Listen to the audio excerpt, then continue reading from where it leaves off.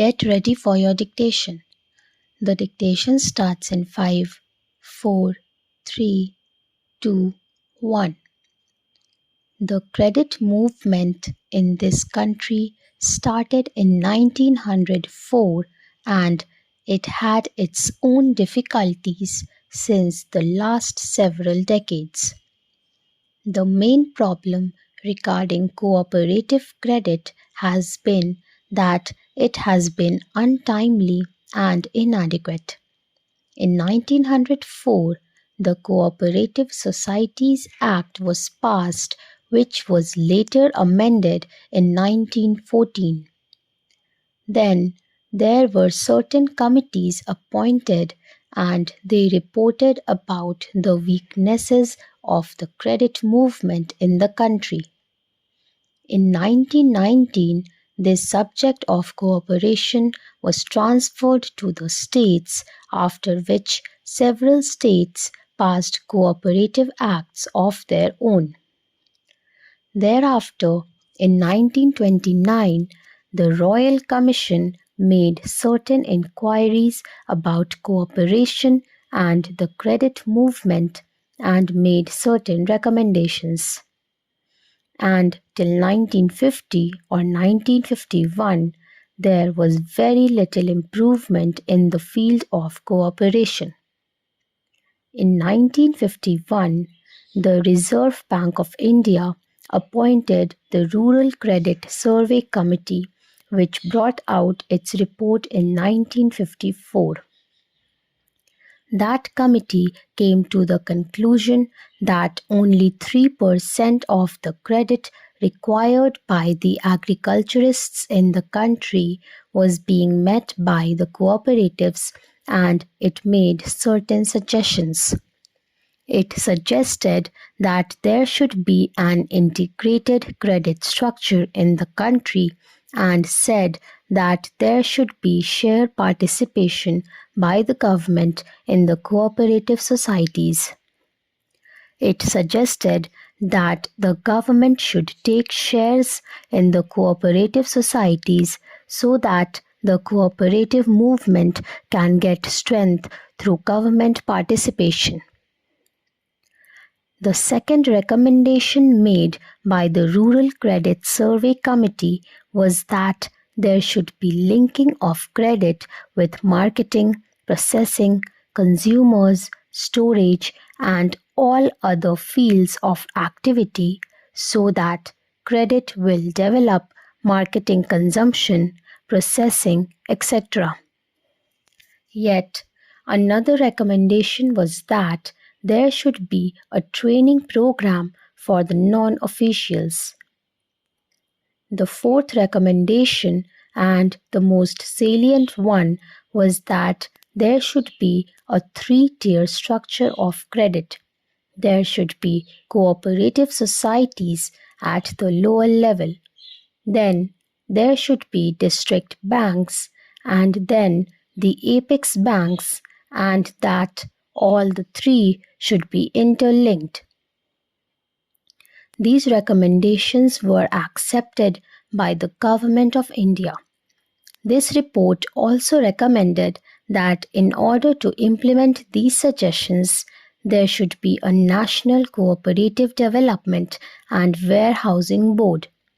The Government of India have accepted these suggestions in 1956. According to that act, there came into being a warehousing board which took care of the warehouses in the country, and also the National Development Board which took care of the development of the cooperatives. It was first thought that the 2 boards should be worked out under 2 different acts, but as both the subjects were administratively under one ministry at that time, namely the Ministry of Food and Agriculture, it was thought proper at that stage that the same act should administer the National Development Board and the Warehousing Corporation. Thereafter, a separate Department of Cooperation was created and attached to the Ministry of Community Development, now called the Ministry of Community Development, Panchayati Raj and Cooperation. And it was decided by the government in 1960 that there should be two separate acts, one for Cooperative Development Board and the other for warehousing. In one of the papers submitted by the Ministry of Food and Agriculture, on the basis of which the presidential order to create the Department of Cooperation was passed, it was suggested that these two bodies should be administered separately, and that is why we have now come before Parliament with this National Cooperative Development Corporation Bill. The other bill relating to the Warehousing Corporation will come up through the Ministry of Food and Agriculture after the bill is passed. Therefore, sir, the present bill is only an amending bill, and opportunity has been taken to have some minor amendments made in the bill. Firstly, the original act covered only agricultural produce, and agricultural produce had been defined in that act. And now, besides agricultural produce, any notified commodity is also being included. If government wants to include any commodity for which Parliament is competent to legislate, it can notify that commodity and apply the provisions of this measure to that commodity. In that case, we will not have to come to Parliament again and again. Any commodity which is in the concurrent list and for which Parliament can legislate can be notified by government for the application of these provisions. The second amendment is about the functional committees. In the present Act, there is no provision for functional committees.